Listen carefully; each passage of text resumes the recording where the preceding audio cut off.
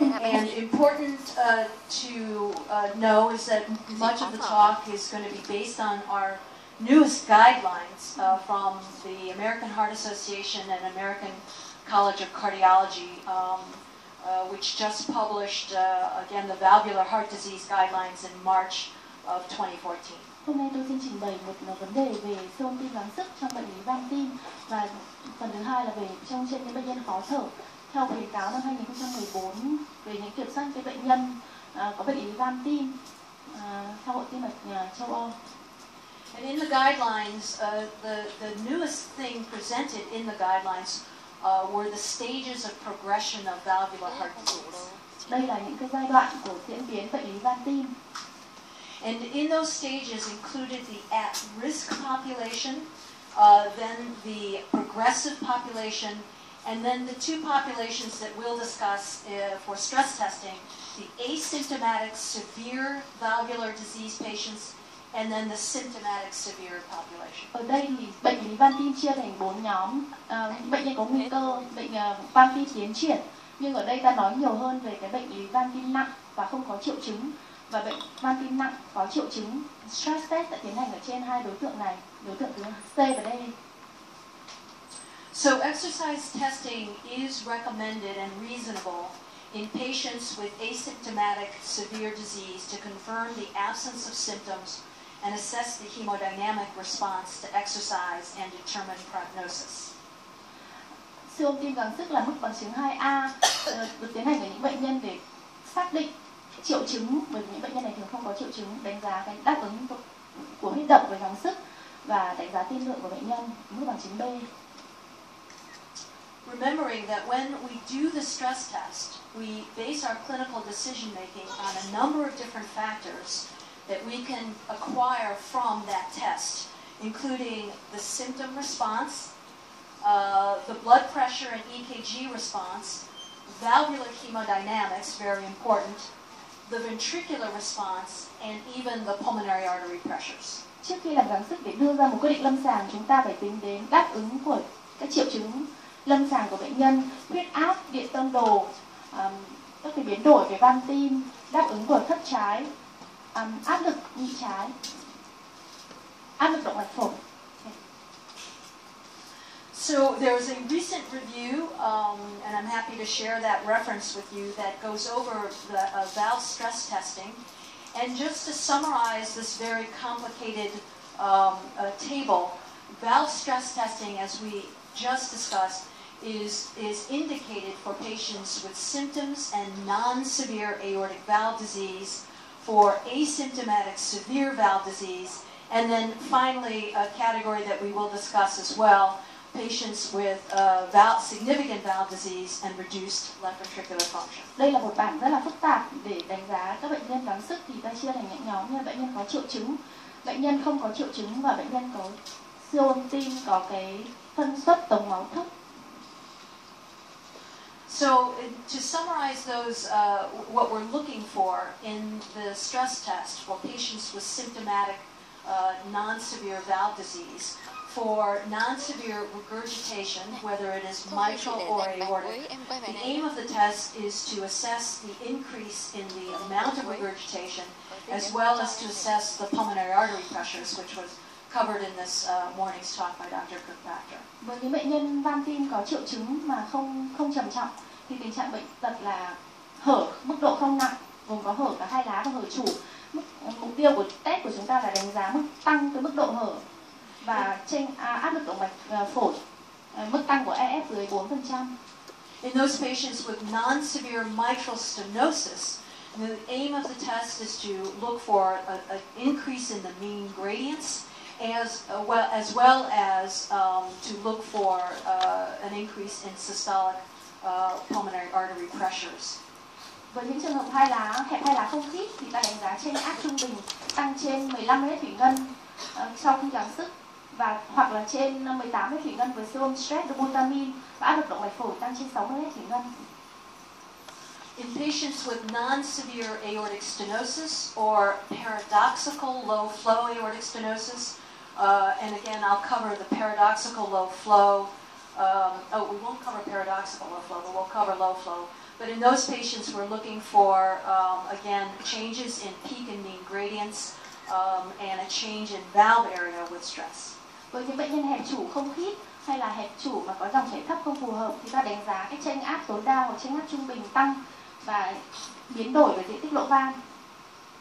In patients with prosthetic valves, and where we're looking for prosthesis patient mismatch, so PPM, then we're looking again to assess the gradients and the valve area changing with exercise.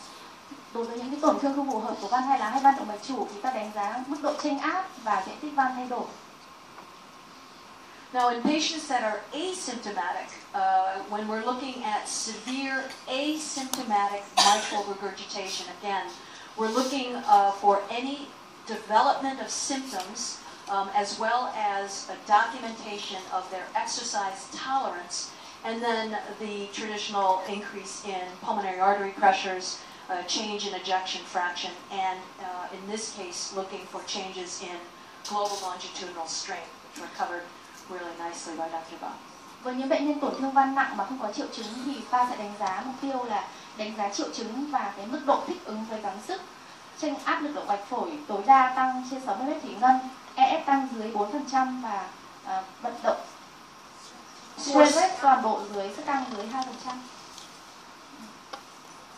For severe mitral stenosis, again in the asymptomatic patient, we're again looking for symptoms, exercise tolerance, and a change in the mean gradient to greater than 15 millimeters of mercury with an elevation in the systolic pulmonary pressures. Với những bệnh nhân hẹp hay là khít thì ta đánh giá triệu chứng và mức độ rung nạp của bệnh nhân. Chênh áp trung bình tăng trên 15 mét thủy ngân hoặc áp lực động mạch phổi tăng trên 60 mét thủy ngân. In severe aortic regurgitation, again, symptoms and exercise tolerance, as well as contractile reserve. Với những bệnh nhân hở chủ nặng thì ta đánh giá triệu chứng và khả năng rung nạp và dự trữ co bóp. For severe aortic stenosis, again, symptoms and exercise tolerance, a drop in blood pressure, or a failure to increase blood pressure with exercise, ST depressions or development of regional wall motion abnormalities, again, contractile reserve, changes in global longitudinal strain, increase in pulmonary pressures, and an increase in the mean gradient by more than 18 to 20 millimeters of mercury. Với những bệnh nhân hẹp chủ khít, ta đánh giá triệu chứng, khả năng gắng sức, khả năng rung nạp của bệnh nhân, mức độ giảm của huyết áp dưới 2 mét thủy ngân, ST trên xuống, rối loạn vận động vùng thành tim, sự co bóp cơ tim, tăng áp lực động mạch phổi trên 60 mét thủy ngân và tăng chênh áp trung bình trên 18 đến 20 mét thủy ngân. And then finally, in those patients, and we'll cover this separately, with low flow aortic stenosis in the setting of a low ejection fraction, we're looking for flow reserve as well as gradients and valve area. Và cuối cùng ta nói về hẹp chủ có chênh áp thấp hay là EF thấp thì ta đánh giá dự trữ dòng chảy, chênh áp và diện tích lỗ van. So the choice of stress, the three different choices that we have are treadmill, bicycle, and pharmacologic stress, and each of these has its strengths and weaknesses. Để lựa chọn mỗi một loại test thì có 3 loại là loại gắng sức dựa trên thảm chạy, stress bằng xe đạp và bằng thuốc. Mỗi một loại đều có những cái ưu nhược điểm của nó.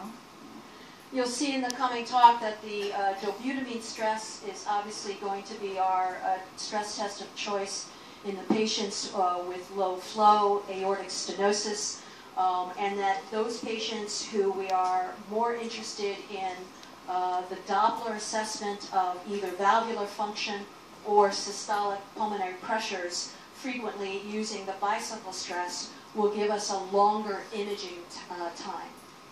Dobutamine, siêu âm gắng sức với dobutamine thì được lựa chọn hàng đầu để đánh giá với những cái bệnh nhân huyết áp thấp, và siêu âm gắng sức với xe đạp thì sử dụng với những bệnh nhân huyết áp cao hơn. But the treadmill stress still has a role because the functional, it gives you the maximum amount of exercise. It typically will mimic the exercise that creates the symptoms in patients, and therefore still has its utility in combination with echo.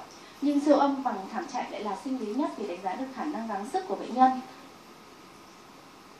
So I'm going to concentrate the next part of the test mainly on aortic stenosis. Đây là những giai đoạn của bệnh hẹp van động mạch chủ. And the various groups are of interest for stress testing are going to be the asymptomatic but severe stenosis patients, as well as those patients who have severe symptomatic aortic stenosis with reduced ejection fraction. Hai nhóm mà ta lựa chọn để làm gắng sức đấy là hẹp chủ khít không có triệu chứng và hẹp chủ với dòng chảy thấp. So in asymptomatic severe aortic stenosis, obviously stress testing should never be performed in patients who you believe have symptoms from the disease. Và đây là những chống chỉ định là không nên sử dụng stress test trong những trường hợp sau. We will also not exercise patients with aortic velocities that are far greater than 4 meters per second. Now, we look at the patient individually, but the prognosis is very poor in patients who have peak velocities of more than 5 meters per second. And so my personal cutoff is 5 meters per second. I will not exercise the patient. Tuyệt đối không làm siêu tim gắng sức với bệnh nhân mà có chênh áp vận tốc qua ba động mạch chủ trên 4 và với bản thân đái thì những người trên 5 là tuyệt đối không làm, trên 5 mét trên giây. When you look at patients who are asymptomatic, who have undergone a stress test, those patients who successfully perform the stress test with no adverse markers actually have a reduced number of cardiac events and a reduced risk of sudden death. And so the value of a negative stress test is very high. Đây là rất là nhiều cái nghiên cứu để nói lên là khi mà tức là khi mà cái stress test tốt thì làm giảm cái khả năng các cái biến cố tử vong rất là cao.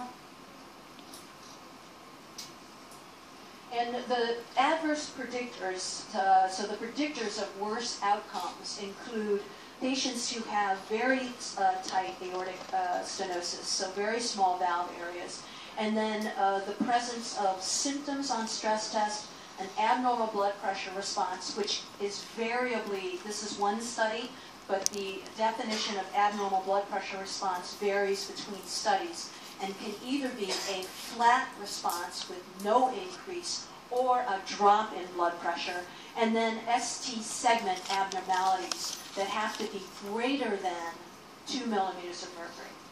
Với những dấu hiệu nặng của hẹp chủ là với những cái dấu hiệu sẽ dự kiến là hẹp chủ nặng là diện tích lỗ van, có xuất hiện những cái triệu chứng chân gắng sức là gồm có bệnh đau ngực, biểu hiện triệu chứng biến đổi bất thường huyết áp tăng dưới 2 mét thủy ngân và biến đổi bất thường của đoạn ST, thường là ST trên xuống 2 mét trong quá trình gắng sức, có thể là đi dốc xuống hoặc đi ngang so với đường đẳng điện, hoặc là không do những cái nguyên nhân khác. Other prognostic markers for stress testing in asymptomatic stenosis include an increase in the mean pressure gradient. This is one of the studies that showed that an increase in the mean transaortic gradient of 18 millimeters of mercury was an independent predictor of more events. Đây là nghiên cứu chỉ ra rằng mối liên quan mật thiết giữa cái tăng áp lực động mạch trung bình trên 18 mét thủy ngân trong quá trình gắng sức liên quan. Another study which I'm not going to show you, well, it's this Marishow study actually, but also showed that an increase in mean gradient of 20 millimeters of mercury was a poor prognosis. So we will use either a range of 18 to 20 increase in the mean gradient as a poor prognostic sign. Chênh áp trung bình tăng trên 18 đến 20 mét thủy ngân là một yếu tố tiên lượng xấu. In addition, the same study by Marishow showed that if you had an abnormal left ventricular response, so a failure to increase your ejection fraction, that was also a poor prognostic sign. Đồng thời, sự tăng về EF nếu mà không tăng đạt tiêu chuẩn cũng là một yếu tố tiên lượng xấu. In addition, then, this study by Marishow showed that event-free survival was a function also of the resting mean gradient and the increase in the mean gradient. And they showed a significant marked increase in the risk of events with a combination of a high resting mean gradient and an exercise-induced increase in mean gradient of 20 millimeters of mercury. Đây là hai cái nghiên cứu chỉ ra rằng mức độ biến cố tăng lên đáng kể khi mà bao gồm cái chênh áp tăng lên khi nghỉ trên 35 mét thủy ngân và cái chênh áp sau gắng sức tăng lên trên 20 mét thủy ngân. So if you look at the algorithm that I use for management of asymptomatic severe aortic stenosis, you obviously want to fulfill the usual criteria for severe stenosis: a valve area of less than 1 centimeter squared, a mean gradient of more than 40 millimeters of mercury, and a jet velocity of greater than 4 meters per second. Đây là những bước chúng ta kiểm soát những bệnh nhân hẹp chủ mà không có triệu chứng.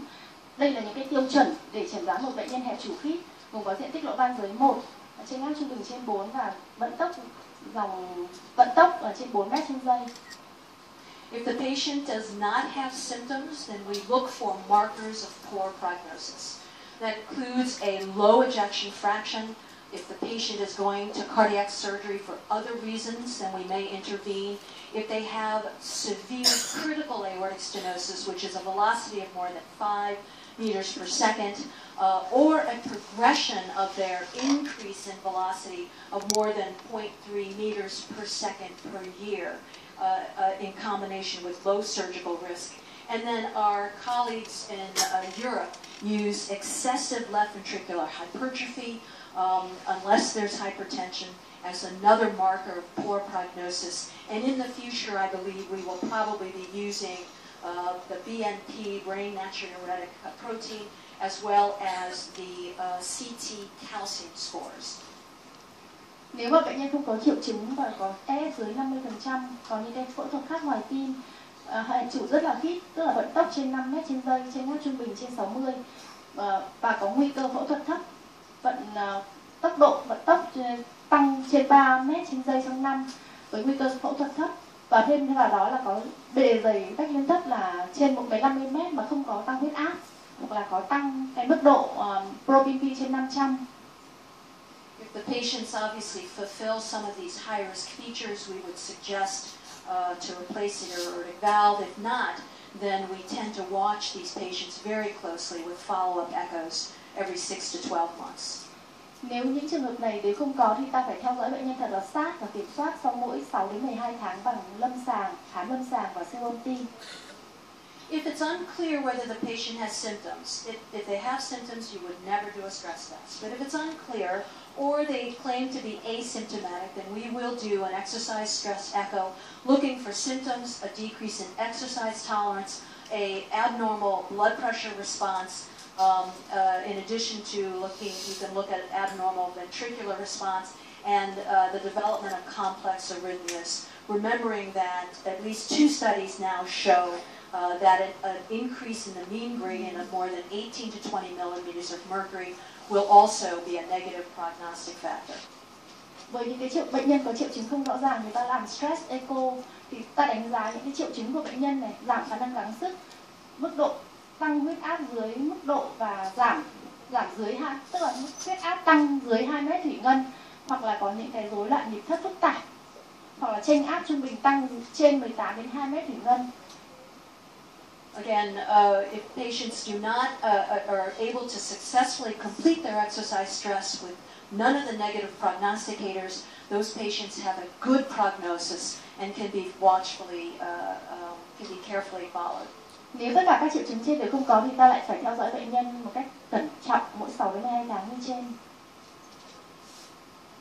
So what about symptomatic severe aortic stenosis?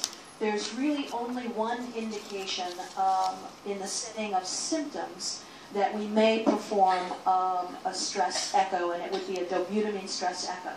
And that's related to patients that have a reduced ejection fraction with low flow, low gradient, roughly 5 to 10% of the population of patients that we will see with severe aortic stenosis.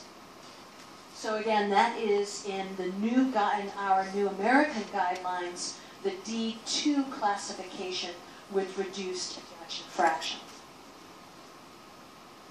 Now, when we approach these patients with low gradient so a gradient that's less than we would have thought for severe aortic stenosis. Those patients have a reduced ejection fraction.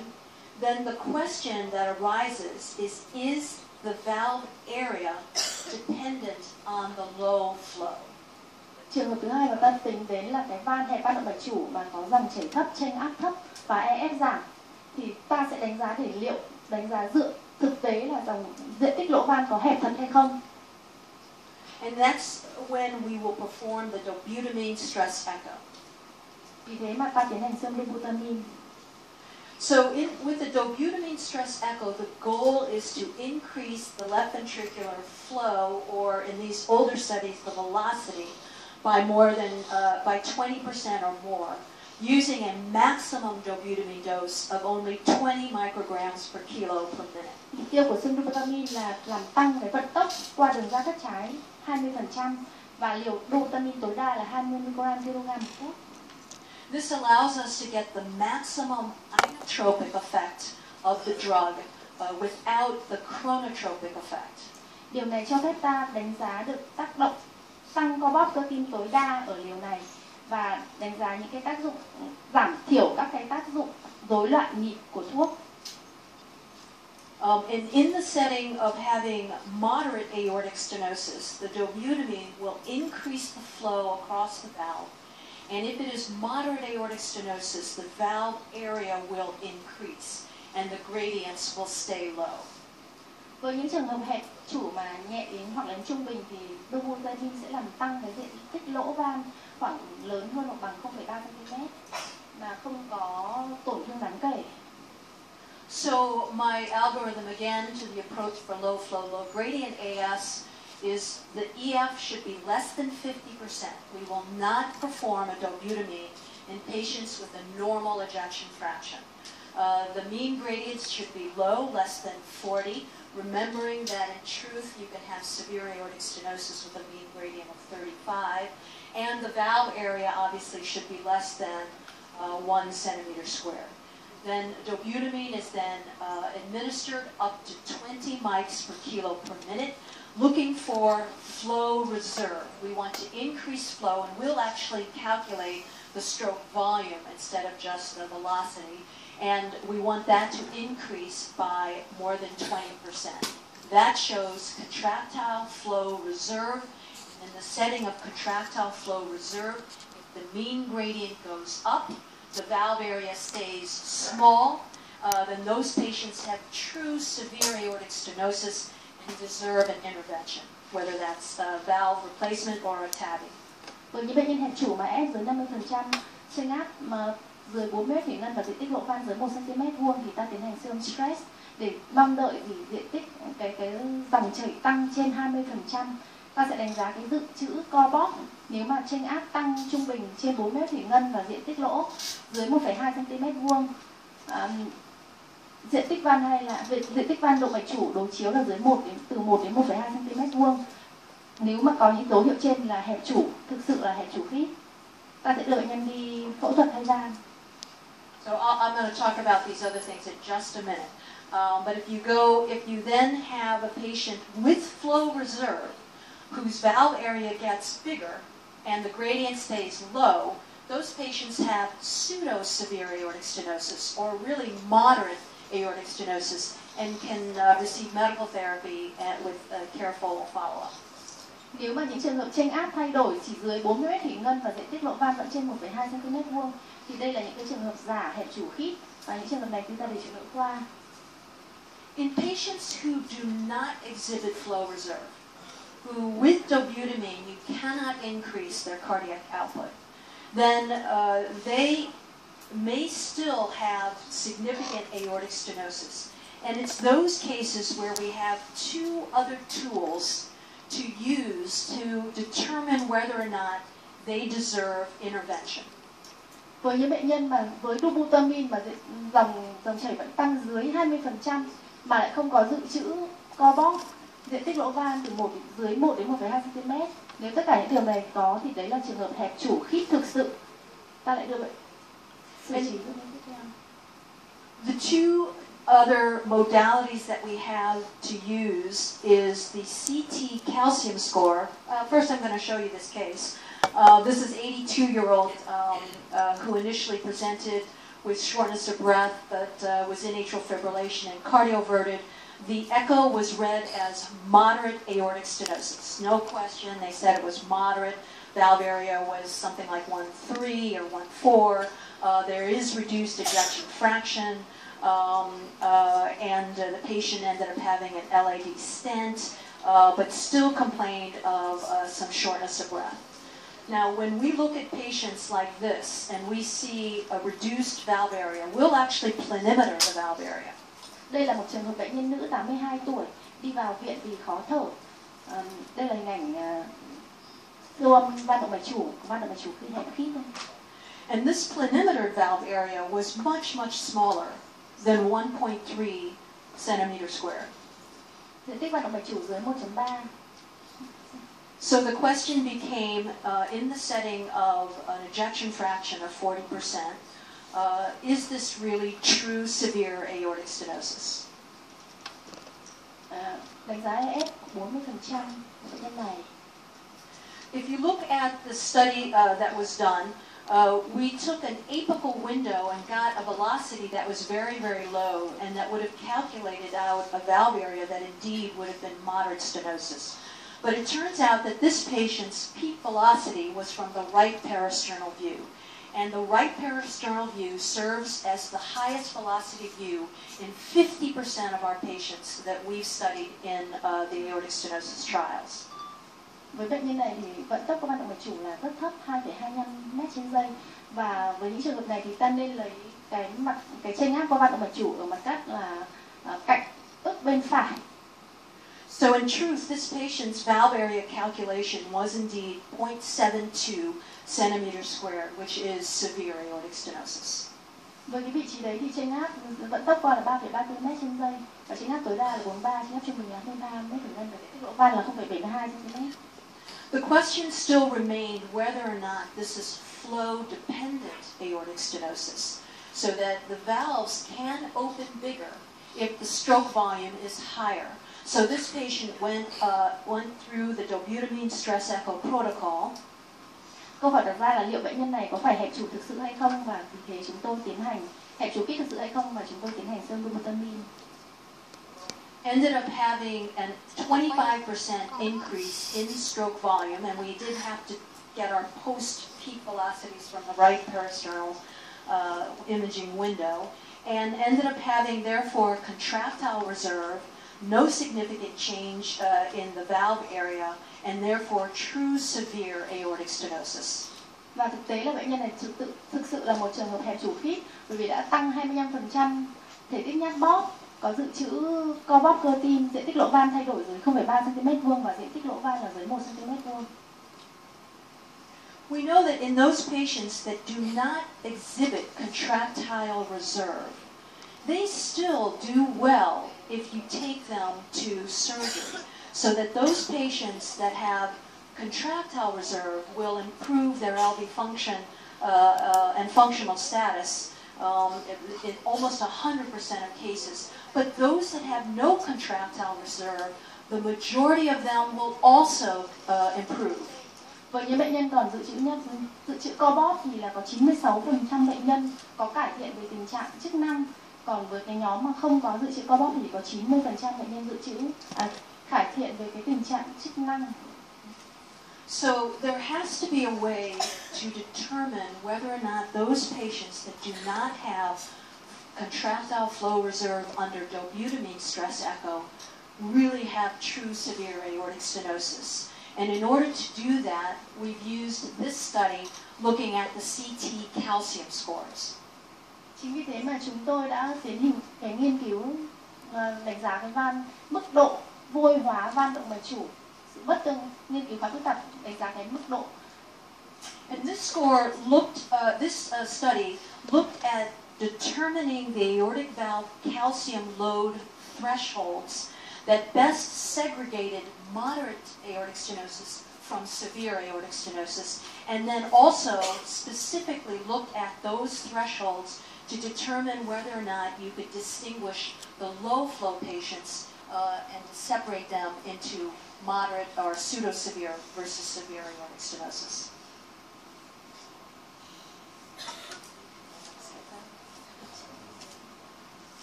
Này là người ta nghiên cứu để người ta xem xác định lại mình dùng cái ngưỡng nào để mình phân biệt giữa hẹp chủ vừa và hẹp chủ khít, và mình dùng cái ngưỡng nào để ở trên CT để phân biệt là cái van này nó bị vôi hóa. Yeah, we're just looking for the level of calcium using CT scan to determine whether or not it's moderate or severe. Đánh giá cái mức độ vôi hóa van động mạch chủ có thể bằng CT, phương pháp chụp CT nữa.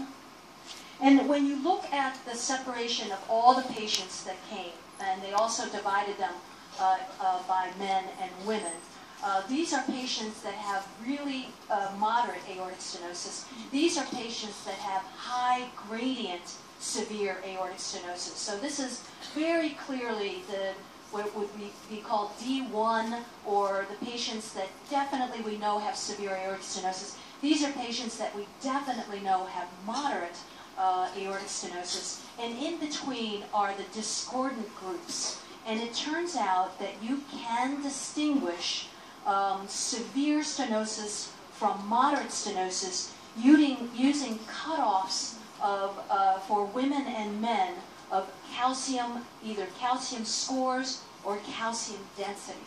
So now we have cutoffs that we can use in those cases that don't have flow reserve.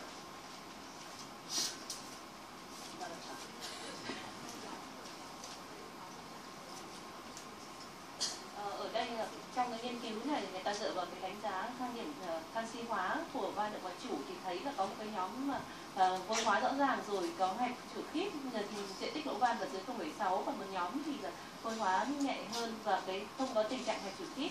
Nên hai cái nhóm ở đầu ở cuối là rất rõ ràng, còn nhóm ở giữa là cái nhóm mà có cái sự mất tương xứng giữa cái mức độ vôi hóa với cả cái chênh áp và cái diện tích lỗ van. Thì ở đấy người ta tìm ra cái điểm cut off là 1,27 giữa nam và nữ. Thì người ta dựa vào cái mà mức độ vôi hóa và cái mật độ vôi hóa của van động mạch chủ trên CT để người ta đưa ra cái điểm cut off, từ đấy mà phân định cho cái nhóm mà cần đang có cái sự mất tương xứng. So I'm just going to flip back really quickly to my algorithm and show you where this comes in. So again, if you have no contractile reserve, we now don't know whether you have severe or pseudo-severe aortic stenosis. So we will use the calcium score cutoffs to tell us that we have severe calcific aortic stenosis. Ở đây có cái khó cho bác sĩ lâm sàng khi làm siêu gắng sức cho bệnh nhân hẹp chủ là khi mà bệnh nhân không có cái dự trữ co bóp ấy, tức là khi mà bệnh nhân gắng sức thì cái dòng chảy nó không tăng lên được 20% vận tốc qua đường da thất trái, thì lúc này mình rất khó phân biệt là bệnh nhân hẹp chủ giả hẹp chủ khít hay bệnh nhân hẹp chủ khít thật nếu mình chỉ dựa vào diện tích lỗ van bằng phương trình liên tục hay thôi. Cho nên lúc này mình bắt buộc phải dựa vào thang điểm canxi hóa trên CT, trên chụp cắt lớp thì sẽ phân biệt được là bệnh nhân nào có hẹp chủ khít thật. And the one other method that we have that I don't want to spend a lot of time on is something called the projected valve area. The projected valve area, if you have patients, this is an example of 4 different patients. And the object of the dobutamine stress echo is to increase the flow rate to 250 mils per second, to get yourself to this level. But as we just discussed, there are numerous patients that we cannot get their flow high enough to prove that they have true severe aortic stenosis. And so these 4 different patients, if you look at them, this is a patient who we could not get up to 250, and their valve area remained low. But if we had been able to increase, their ejection fraction was very low, and we could not increase the stroke volume high enough. But if we were able to increase the flow rate to 250 mils per meter per second, then this patient would have actually not had severe aortic stenosis. Similarly, we have a patient here who remains severely stenotic, but some patients actually have a hyperdynamic response. This is one of the reasons we do not do dobutamines on patients with ejection fractions of more than 50%, because you can falsely believe that this patient actually has pseudo-severe when at a normal flow rate they have severe aortic stenosis. So in order to try and figure out those patients that don't get up to the 250 mils per second, you can use a mathematical formula based on at least 2 points on your dobutamine curve and then project out the valve area to a normal flow rate. So I'm not going to go over this in detail, but this indeed has been done. We do this not infrequently when we can't get the stroke volume high or when we have created tachycardia. So when you have a high heart rate, your stroke volume may not go up. Your cardiac output goes up because it's stroke volume times heart rate. But your stroke volume did not go up. And so consequently, if the patient responds to the dobutamine with tachycardia, we will frequently have to project the valve area.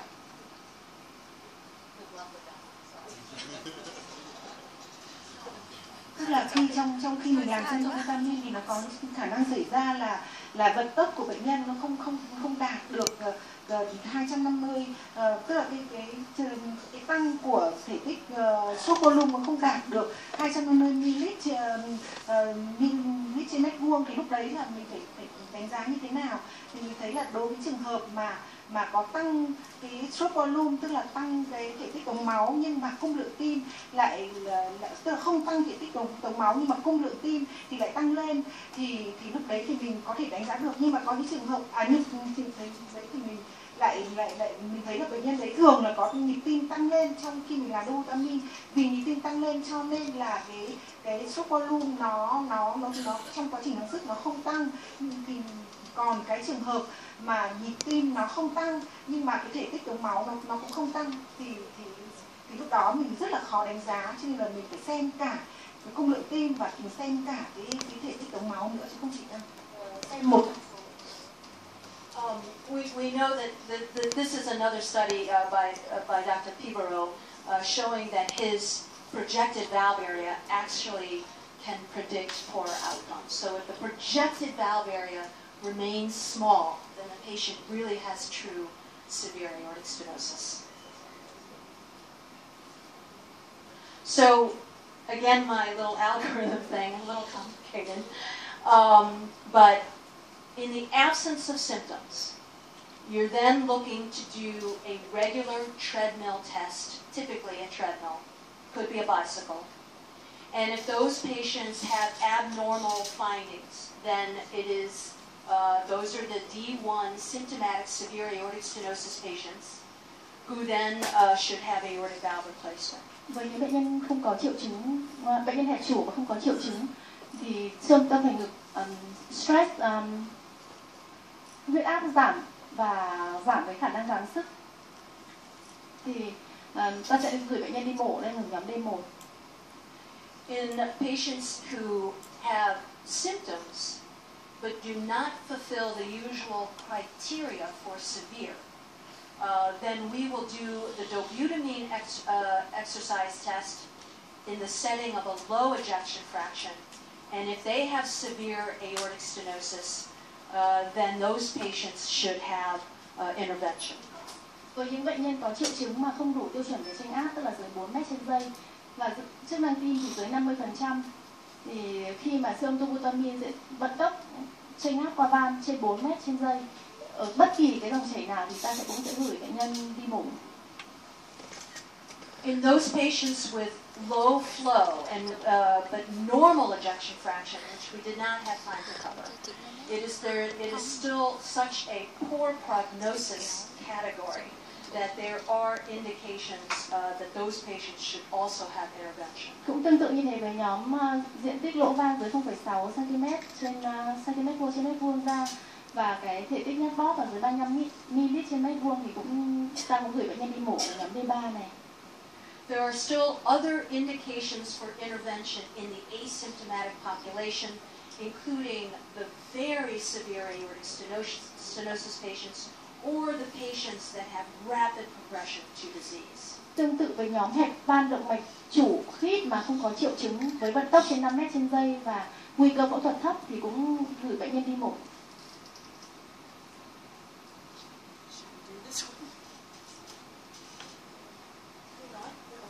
So to finish, this is a much shorter segment of the talk to look at stress testing for patients that present with dyspnea. Kết thúc tôi sẽ trình bày gắng sức cho bệnh nhân khó thở.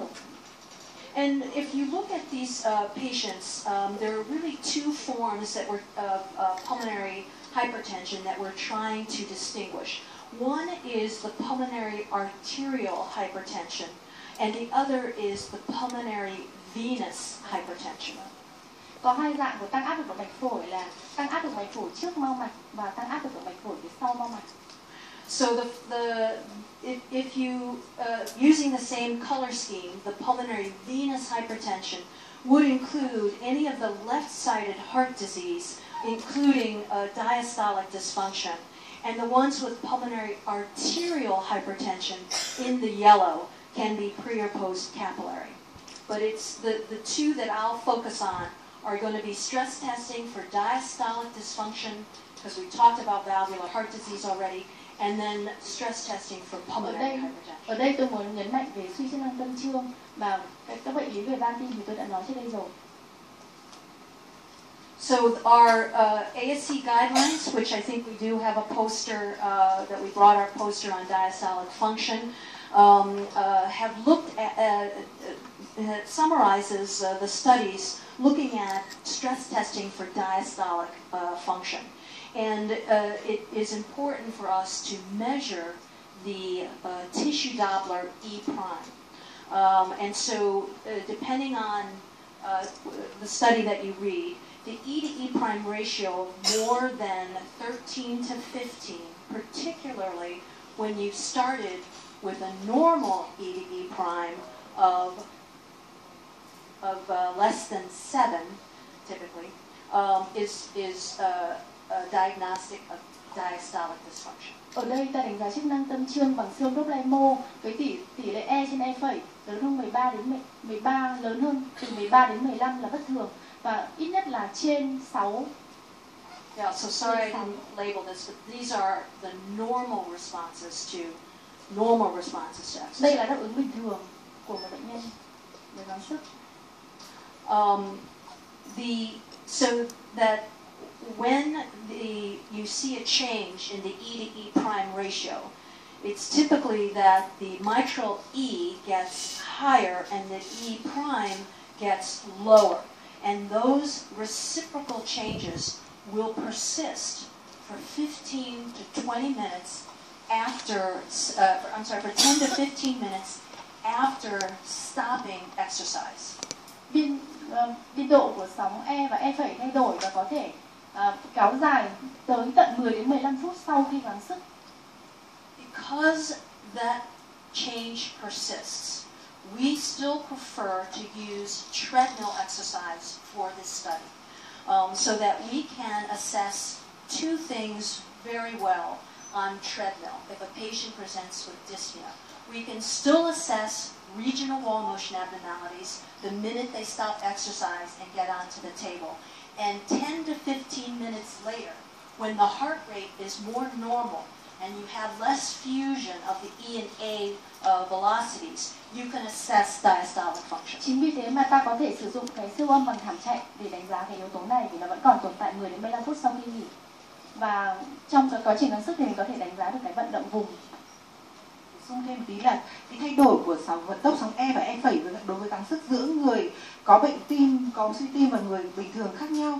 Tức là chúng ta nhìn thấy là ở người bình thường là khi mà gắng sức thì cả E và E phẩy đều có sự thay đổi, đều tăng vận tốc. Nhưng mà ở người có bệnh tim, có suy tim thì khi mà gắng sức thì cái E phẩy nó lại giảm đi, cho nên là E trên E phẩy nó tăng lên. Đấy là sự khác nhau giữa người bình thường và người có bệnh tim khi đáp ứng với gắng sức.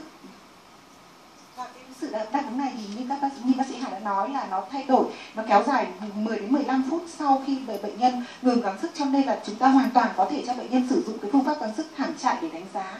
Vì đây phương pháp rất sinh lý và có thể mình có thể đánh giá sau gắng sức mà vẫn có giá trị.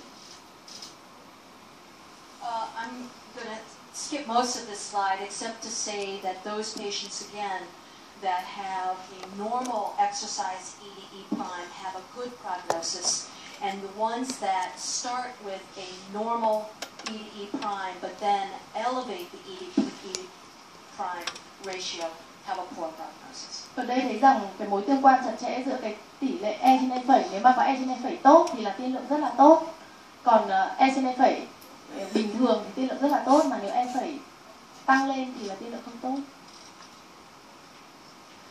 So the normal, we're going to move on to pulmonary arterial hypertension, and the normal exercise physiology of in a normal patient is that there is an exercise response of the left ventricle. It gets hyperdynamic, and there is an exercise response of the pulmonary vasculature as well. Đây là những đáp ứng sinh lý bình thường với cả đáp ứng sinh lý bình thường của bệnh nhân gắng sức thì là đáp ứng của cơ thể của thất trái với gắng sức và đáp ứng về giường mau mạch phổi bình thường với bệnh nhân gắng sức.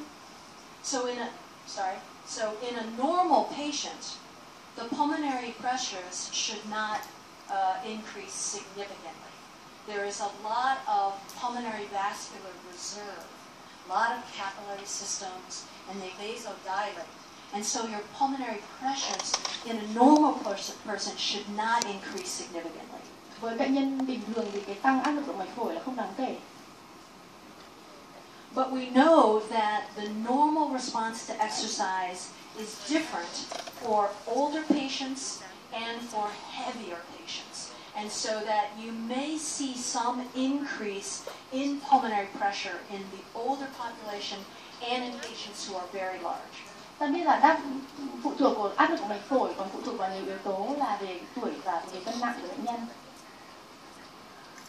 In addition, the patients who are conditioned athletes, this was a study done in hockey players who are very conditioned athletes, and it showed that in very highly conditioned athletes, they have actually a higher PA pressure for any given workload. So there's just a couple of caveats. Older age, larger body mass index, and conditioned athletes may have an increase in PA pressure normally with exercise. Đây là cái bảng đánh giá áp lực mạch và khả năng gắng sức của cái bình thường với vận động viên, bởi vì khi vận động viên thì có tăng thể tích khối lượng cơ. So these are the last couple of summary slides. So what I would propose for your exercise protocol in patients with dyspnea are to get these types of measurements. The TR velocity, actually I'm going to go to the next slide, sorry. The TR velocity, the RVOT VTI, which then allows you to do the TR RVOT ratio, which will give you an estimate of pulmonary vascular resistance, and then the EDE prime, which gives you your pulmonary capillary wedge pressure. Đây là những thông số mà ta sử dụng đánh giá bệnh nhân khó thở, gồm có vận tốc dòng chảy qua van ba lá, VTI đường ra thất phải, tỷ lệ vận tốc dòng chảy qua van ba lá và and that allows you then to distinguish between pulmonary arterial hypertension and pulmonary venous hypertension. Những cái chỉ số này giúp ta phân biệt giữa là tăng áp lực động mạch phổi hay là tăng áp lực tĩnh mạch phổi. With pulmonary venous hypertension, patients will again increase their E to E prime and tend to have normal pulmonary vascular resistance.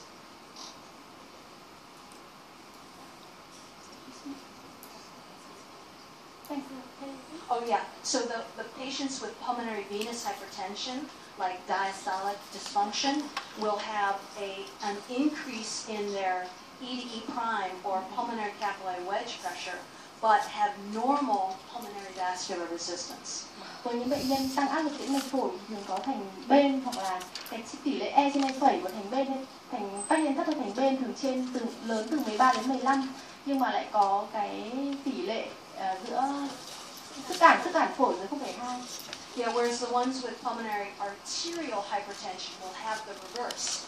They will have an increase in the pulmonary vascular resistance, but have normal left atrial filling pressures or pulmonary capillary. Ngược lại với những cái trường hợp tăng áp lực động mạch phổi thì sức cản mạch phổi tăng trên 0,2 và E trên E' thì thường dưới 13. And just a caution that even though we've discussed this, and I like to do these tests, the tests have not been well studied, and so our guidelines do not recommend it for routine use. We are using it extensively in our patients with hypertension, which you have a lot, and LVH, and they're short of breath, and so I like using it, but the caution is, at least back in 2009 when the guidelines were written, the data is still being generated so that, to allow us to use it more routinely. Sử dụng siêu tim kháng sức nên là cái thường quy, vì đây là đã được đăng trên cái guideline năm 2009, vì chúng ta có rất nhiều các cái bệnh nhân tăng huyết áp này, khó thở, nên là có thể làm thực hiện trên nhiều bệnh nhân. Thank you.